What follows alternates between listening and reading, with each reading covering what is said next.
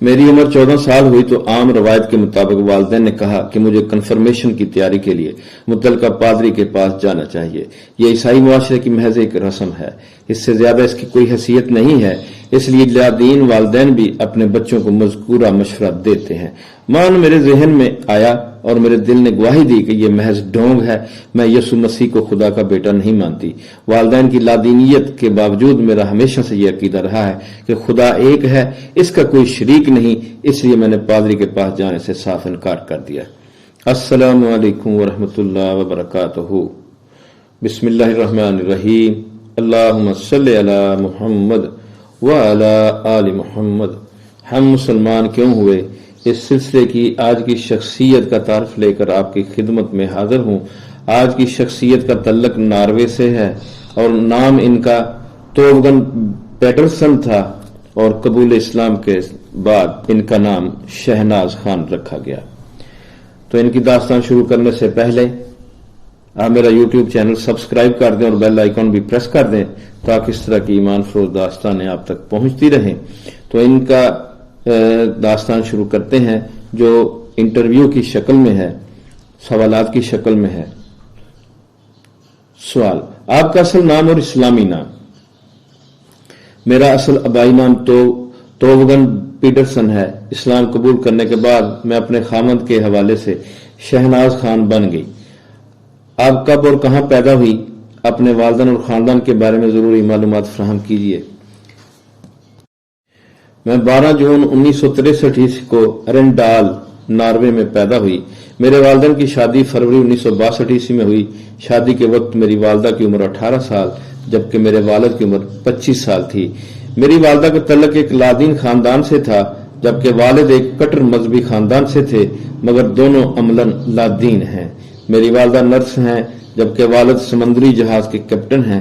افسوس کہ کچھ عرصے سے دونوں میں علیحدگی ہو چکی ہے۔ میری ایک ہی بہن ہے، وہ بھی لا مذہب ہے۔ اس طرح آپ کہہ سکتے ہیں کہ میرا سارا خاندان ہی مذہب سے لا تعلق ہے۔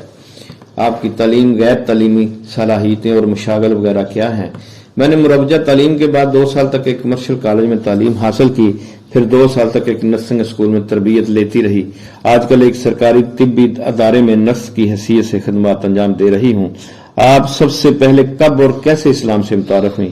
کیا کوئی کتاب پڑھی یا کسی مسلمان سے ملاقات ہوئی؟ میری عمر 14 سال ہوئی تو عام روایات کے مطابق والدین نے کہا کہ مجھے کنفرمیشن کی تیاری کے لیے متعلقہ پادری کے پاس جانا چاہیے۔ یہ عیسائی معاشرے کی محض ایک رسم ہے، اس سے زیادہ اس کی کوئی حیثیت نہیں ہے، اس لیے لادین والدین بھی اپنے بچوں کو مذکورہ مشورہ دیتے ہیں۔ مان میرے ذہن میں آیا اور میرے دل نے گواہی دی کہ یہ محض ڈھونگ ہے، میں یسوع مسیح کو خدا کا بیٹا نہیں مانتی۔ والدین کی لادینیت کے باوجود میرا ہمیشہ سے یہ عقیدہ رہا ہے کہ خدا ایک ہے، اس کا کوئی شریک نہیں، اس لیے میں نے پادری کے پاس جانے سے صاف انکار کر دیا۔ میں مطالعے کی ہمیشہ سے شوقین رہی ہوں اور ہر طرح کی اچھی کتابیں پڑھنا میرا پسندیدہ مشغلہ رہا ہے۔ چنانچہ یہ میری خوش بختی ہے کہ ایک روز میں ایک لائبریری میں گئی اور وہاں میں نے اسلام کے بارے میں کتاب دیکھی، میں نے وہ حاصل کی، اس کا مطالعہ کیا تو گویا وہ میرے دل کی باتیں کرنے لگ گئی۔ اس میں بتایا گیا تھا کہ کائنات کا ایک ہی خالق و مالک ہے اور کسی بھی درجے میں اس کا کوئی ہمسر نہیں۔ میں اس تعلیم سے بہت ہی متاثر ہوئی۔ میری مزید خوش قسمتی دیکھیے کہ انہی دنوں میرا تعارف ایک مسلمان خاندان سے ہو گیا۔ اسلام سے دلچسپی تو پیدا ہو ہی گئی تھی، ان کی محبت اور توجہ نے مزید کشش پیدا کی اور میں نے اسلام کے بارے میں ان سے کرید کر معلومات حاصل کی، اور جب ذہنی اور قلبی طور پر مطمئن ہو گئی تو 16 سال کی عمر میں کلمہ شہادت پڑھ کر مسلمان ہو گئی۔ چونکہ میرے والدین کبھی بھی مذہبی نہیں تھے اور خود میں نے بھی کبھی عیسائیت پر یقین نہیں کیا تھا، اس لیے میں اس مذہب کو اپنا آبائی مذہب نہیں کہہ سکتی۔ میں نے اللہ کے فضل و کرم سے مثبت طور اسلام کی اخلاقی اور معاشرتی تعلیمات سے متاثر ہو کر اس دین کو قبول کیا۔ میرے دل و دماغ نے گواہی دی کہ اسلام ایک سچا دین ہے اور اسے قبول کرنا ہی سب سے بڑی دانائی ہے۔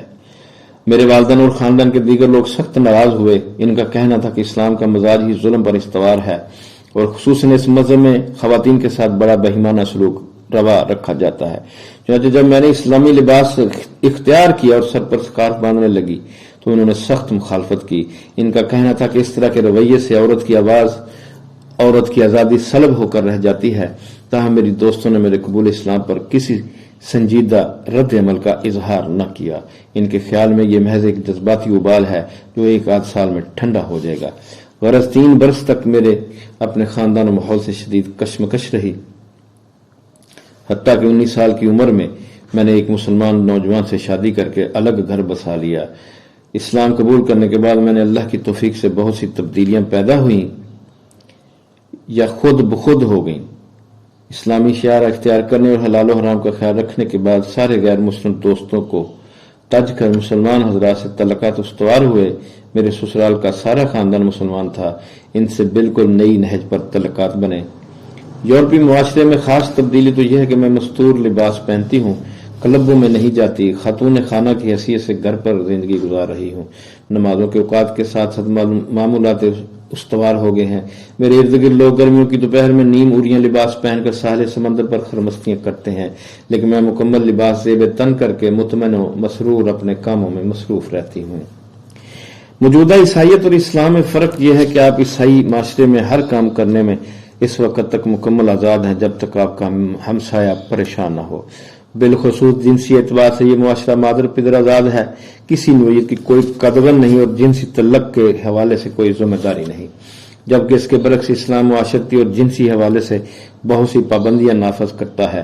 اسلام میں جنس تو خالص شوہر اور بیوی تک محدود ہے اور اس سے ہٹ کر اس کا کوئی تصور نہیں ہے۔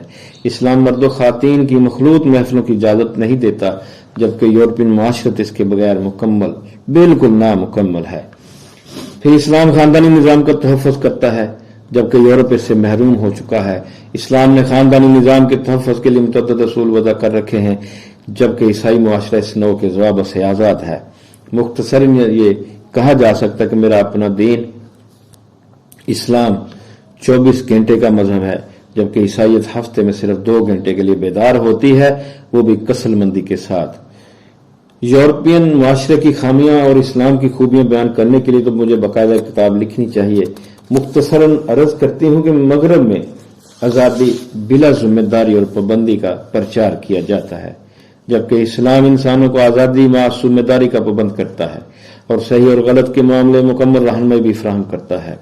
میرے نزدیک تبلیغ اسلام کا مناسب ترین طریقہ یہ ہے کہ ہم شعوری طور پر صحابہ کرام رضی اللہ تعالی عنہ و قرون اولیٰ کے مسلمانوں کی زندگیوں کا مطالعہ کریں اور تبلیغ دین کے حوالے سے ان سے رہنمائی حاصل کریں۔